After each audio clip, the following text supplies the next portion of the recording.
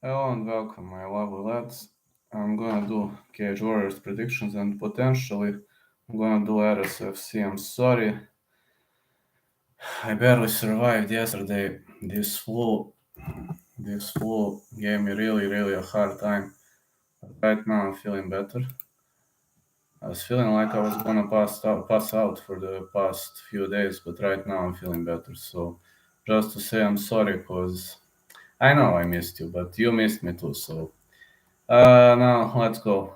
Dorian Kliuchinikov, I think. Hold on. Dorian Kliuchinikov is gonna meet Adam Darby. I've heard of Adam Darby, but I haven't heard of Dorian. Adam Darby 10-3-0 is his amateur record, 6'3", out of Team Riano MMA. Let me see who was he fighting. Okay, I know some of these guys. More of a ground fighter, more of a submission specialist. Dorian Kliuchinikov, popular Doru, pro MMA record 2-1-0, the Moldovan fighter. Defeated Diego Visanza and Mike Thompson, lost to Carlos Catagua. Let me see the line. I need to see the betting line.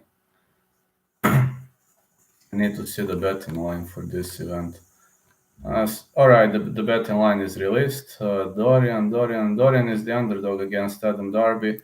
I agree. Adam Darby to win for -3-0. I agree with this prediction. I definitely agree with this prediction. So yeah, that's something I definitely have to pinpoint. To just 1 second, please. 1 second, okay.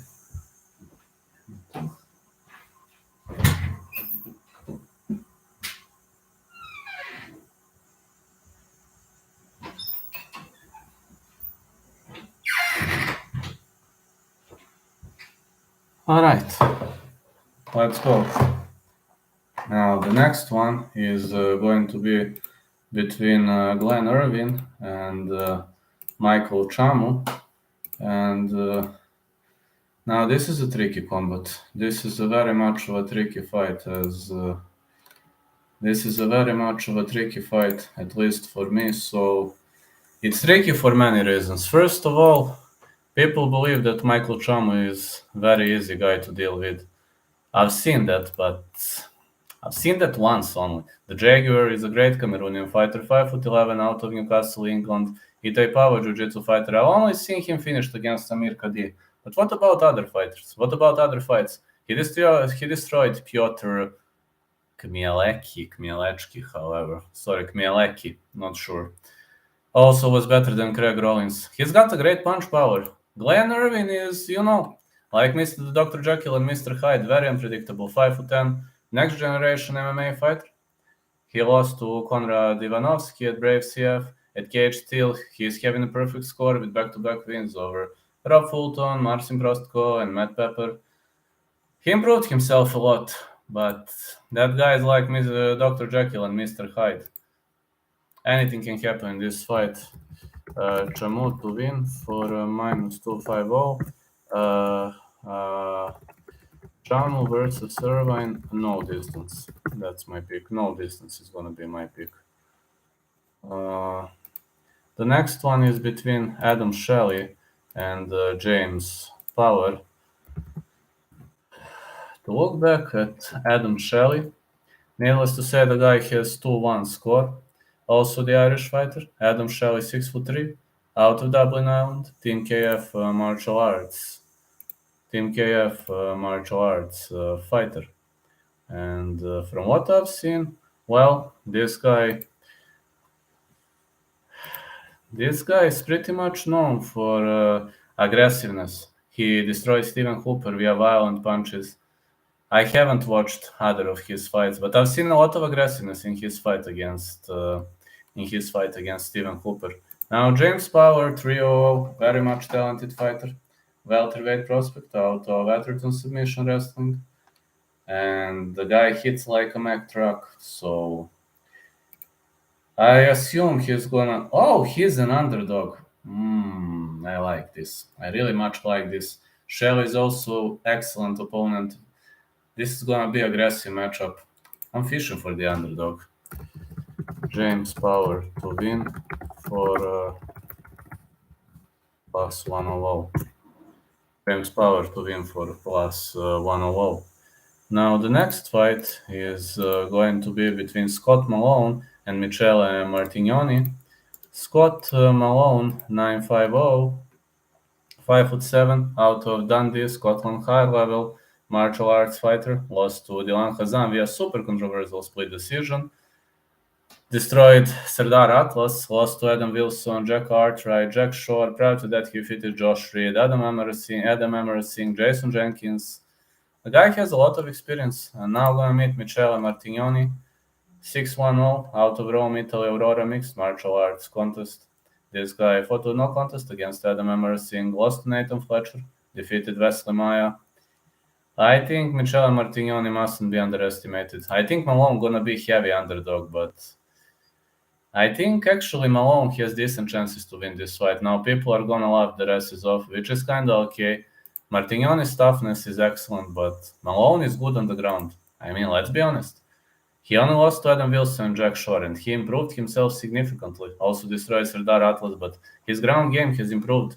He finished Josh Reed via armbar. I think Martinioni is not that much better on the ground. I mean, Martinioni destroyed Simone Dana at Bellator via head kick. That's okay, but I'm trying to pinpoint to the following, guys. Do not underestimate that type of the guy. That's something you shouldn't underestimate. And I really want to say Scott Malone versus Michele Martinioni. I think Malone has decent chances to win, and I'd risk with the underdog. So Malone to win for plus 175. Yeah, I would be ready to risk with Malone. So good luck on that, my lovely lads. Yeah, just good luck on that. That's what I wanted to tell you. Like, I know this is risky, but I'd be ready to risk with Malone. Then the next one is going to be the fight. The next one is going to be the fight between Ryan Shelley and Matthew Elliott, two undefeated. No, this is now main card. Okay, I'm gonna hit the timestamp. Okay, I'm gonna hit the timestamp here.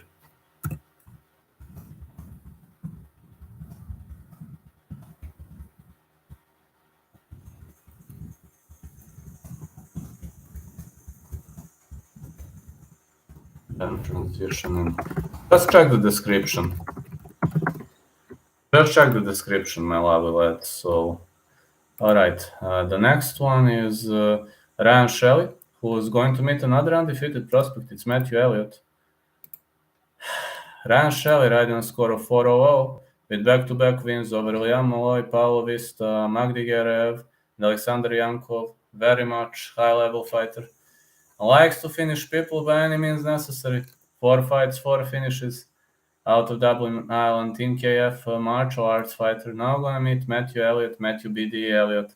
Matthew could have been a fitness model, 200 featherweight fighter out of Fight Academy Ireland, fighting out of Belfast. Defeated Scott Pedersen, defeated Michel Da Silva. Scott Pedersen is the heck of the opponent. I mean, people would underestimate, like saying, oh, he defeated nobody, he's that. Guys, Scott Pedersen is an excellent opponent. You can say whatever you want, but I'm not buying that. I really think he's an excellent opponent. So Shelley is a favorite. Okay. I was also thinking to put Shelley to win for minus 275, but not confident. I'd say Shelley versus Elliott. The fight will not go the distance. That's gonna be now Federico Pasquale gonna fight Harry Hardwick. Federico Pasquale is an undefeated Italian prospect with a score of 7-0, 5-10. Matt Sai, JJ Livorno fighter, BGG is his basic martial art, but he knows to strike. We've seen that in the fight against Paul McBain, where he shocked me literally. And at Venator he dominated, but I wasn't expecting such kind of a domination against a guy like Paul McBain. Harry Houdini Hardwick, 8-3-0, 5-10 out of Middlesbrough, England, Middlesbrough Fight Academy. He's on a great streak with back-to-back victories over Jean Nedoye, Quan Monde, and at Bellator he was better than Nathan Rose, lost to Richie Smullen. FNC Armageddon 4 finals. Yeah, he choked out Carlos Aput. Man, that guy, when this guy arrived to FNC 4, I was having a reasonable doubt because FNC is mostly Balkan Peninsula promotion, as well as but then I've seen Harry Hardwick, and I was like, man, this guy fights at Cage Warriors. They brought him here. You see a big difference. The guy is training every single day. I mean, the guy is a real beast. So I think he has decent chances against Federico Pasquale. I think Hardwick is heavily underestimated. Yeah, Hardwick. What? Hardwick is a favorite? Okay. I was also thinking to pick Hardwick, but I didn't know that Hardwick is a favorite. Hardwick to win for. I didn't know that Hardwick was gonna be the favorite. This is a bit of a surprise for me. I was thinking he was gonna be the underdog, but okay. James Sheehan gonna meet Martin Kosei or Kauzuk, however you read it. I don't know. I don't speak French, so please don't get mad at me.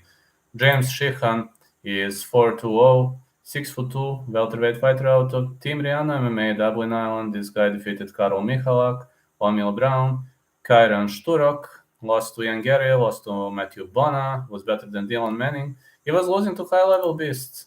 And Martin, 3-1-0, fighting out of boxing squad, Nice, France. He defeated Jeremy Hardy. I don't know these other guys, Martian Dobil, Julian Labelle. I don't know, lost to Anatoly Mumzi. I don't know these guys. I see that he hasn't fought for a while, so Sheehan is in a great streak, in a great shape. From what I've seen, Sheehan should be a heavy favorite, so -350 Sheehan to win. -350 Sheehan to win. That's going to be Sheehan to win, I guess.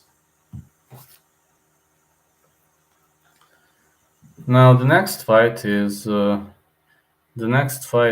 going to be the co-main event of the evening: Kalan Lugran versus Festus Sahorlu. Now Festus Sahorlu is the fighter out of Ghana, 500, but he fights out of England, a bantamweight fighter.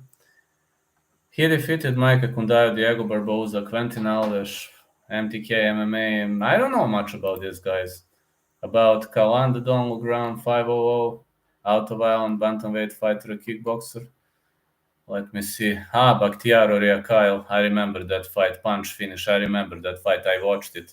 Haven't watched his fights, but I've seen that against Bakhtiar Oriakyle. It was a great finish, great punching. I don't know much about Festus Sahorlu, so this could be a blind pick. Maybe Festus Sahorlu is a heck of a fighter, but I haven't watched the guys, so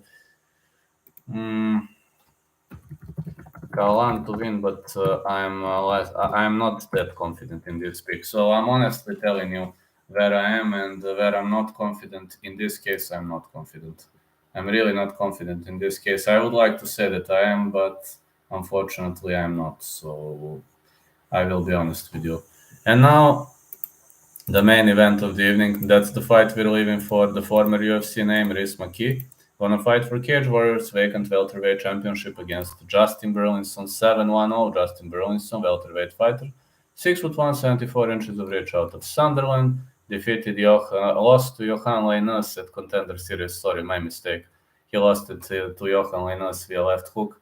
Defeated David Baer, defeated Wendell Lewis, Masiek, Girzhevsky at Bellator. The guy has an excellent fighting background, but Reese Skeleton McKee, 11-4-1, 6'2", 78 inches of reach, way much longer than Justin Burlinson, 4 inches. 4 inches of reach advantage, next generation IMMA fighter.